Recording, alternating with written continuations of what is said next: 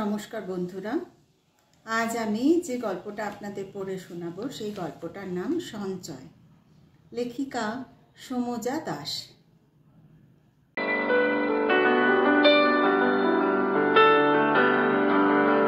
Office ক্যান্টিনে খাওয়ার ফাঁকে গল্পগুজব চলছিল।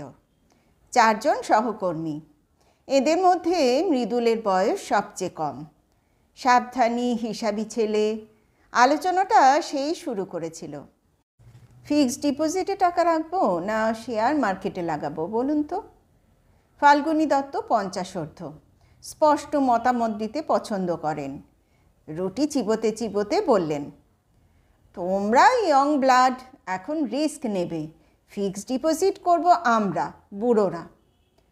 অরুণাভ বক্সি মধ্যবয়সী, বিবাহ বিচ্ছিন্ন, আত্মীয় স্বজনেরা নতুন করে সংসার করার পরামর্শ দিচ্ছেন। অরুণাভর যে খুব অনিচ্ছা তাও নয়, কিন্তু কেমন বাঁধো বাঁধো ঠেকছে। ভয়ও, বিয়ের কথা ভাবলেই তিক্ত স্মৃতিগুলো ফিরে আসে। মৃদুলের প্রশ্নের উত্তরে বললেন, দেখো, এসব সিদ্ধান্ত নিজেই নেওয়া উচিত। নিজেই নেব, আপনাদের সাজেশন চাইছি। সেক্ষেত্রে বলবো ভাগাভাগি করে রাখো, লোকসান হলেও পুরোটা মার যাওয়ার ভয় নেই, আবার বাজার ভালো চললে প্রচুর লাভ। পরামর্শটা মনে ধরল মৃদুলের। মাধববাবু চুপচাপ খাচ্ছিলেন। কোম্পানির পুরনো কর্মী, খুব ছোটোখাটো পদে চাকরিতে ঢুকেছিলেন। খুব বেশি যে উন্নতি করতে পেরেছেন তাও নয়, লোকজনের সঙ্গে মেশেন কম, রোগা কোলকুঁজো চেহারা। আর ক্যান্টিনে কোনো ফাঁকা টেবিল ছিল না বলে এই টেবিলে এসে বসেছেন। সামান্য খাবার, রুটি আর ছ্যাঁচড়ার মতো দেখতে একটা তরকারি। সবাইকে জিজ্ঞেস করেছে মৃদুল, মাধববাবুকে না করলে খারাপ দেখায়, তাই বলল, আপনার কি সাজেশন মাধববাবু? আমি? মাধববাবু কেমন হতভম্ব মুখে তাকালেন। তারপর হঠাৎই তড়িঘড়ি উঠে দাঁড়িয়ে টিফিন বাক্সটা বন্ধ করে বললেন, আমার হয়ে গেছে খাওয়া, আসি। হ্যাঁ। কথাটা শেষ করে অপেক্ষা করলেন না, লম্বা লম্বা পা ফেলে বেরিয়ে গেলেন ক্যান্টিন থেকে। ফাল্গুনী দত্ত ঠোঁট উল্টে বললেন, আর লোক পাওনি? মাধবকে গেছো জিজ্ঞেস করতে? কেন? মৃদুল একটু অবাক। অরুণাভ আর ফাল্গুনী দৃষ্টি বিনিময় করলেন।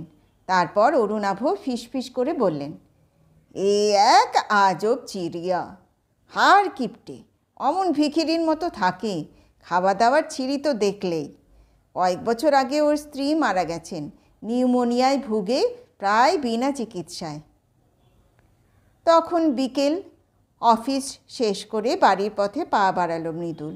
বাসে উঠেই চোখে পড়ল পিছনে কোণের সিটে বসে মাধববাবু, পাশের সিটটা ফাঁকা।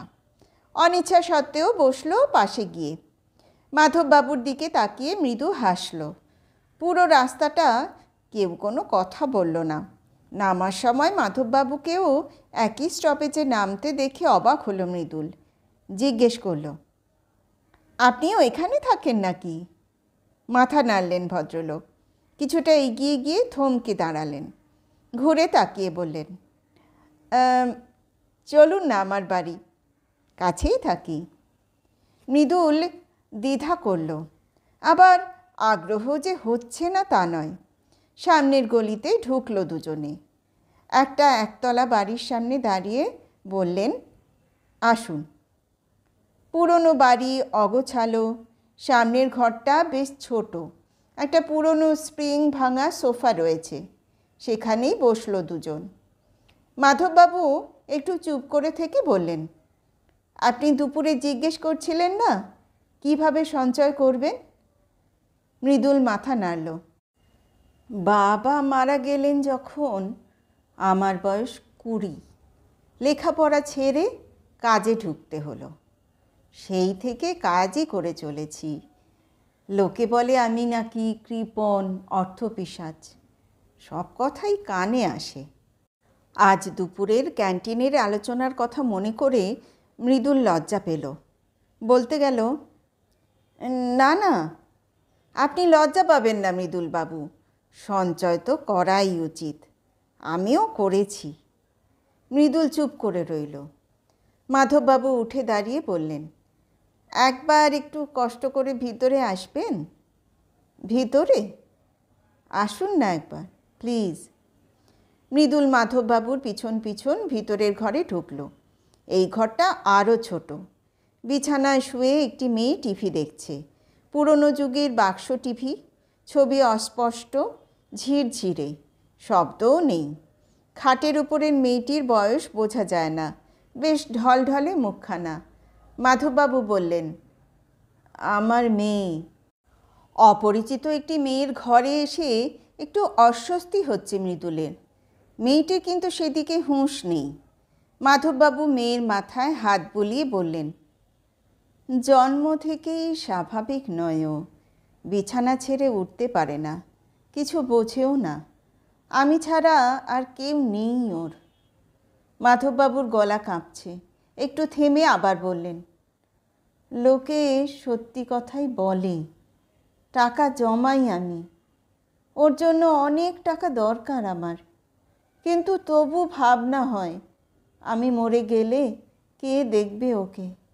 জানেন, আমি আর আমার স্ত্রী কোনো দিন আনন্দ করিনি, বেড়াতে যাইনি, একসঙ্গে সিনেমা দেখিনি, রেস্তোরাঁয় ভালো মন্দ খাইনি, শুধু কাজ করে গেছি। তবু দিনের শেষে আমার হাত শূন্য। একটা কথা বলবো আপনাকে? বলুন না। আমাদের মতো বুড়োদের হিসাবি অঙ্কের জালে জড়িয়ে নিজেকে বোকা বানাবেন না। ফাল্গুনী দত্ত মদ খেয়ে রোজ স্ত্রীকে মারধর করে, ওর ছেলে ওর মুখ দেখে না। অরুণাভ নিজের সংসার টেকাতে পারেনি, আর আমার তো পুরোটাই লোকসানের কারবার। আর আপনি কি না আমাদের কাছে পরামর্শ চাইছেন? শুনুন, সঞ্চয় করতে হলে সুন্দর স্মৃতি সঞ্চয় করুন, আনন্দের মুহূর্তগুলোকে ধরে রাখুন, প্রিয়জনকে জড়িয়ে রাখুন বুকে, এটুকুই তো মানুষের সঞ্চয়।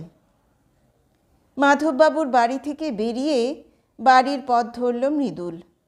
মনটা বেশ হালকা লাগছে, কষ্টও হচ্ছে। থাকুক এই কষ্টটুকু, আজকের বিকেলটুকু না হয় পুরোটাই সঞ্চয়ের খাতে জমা থাক।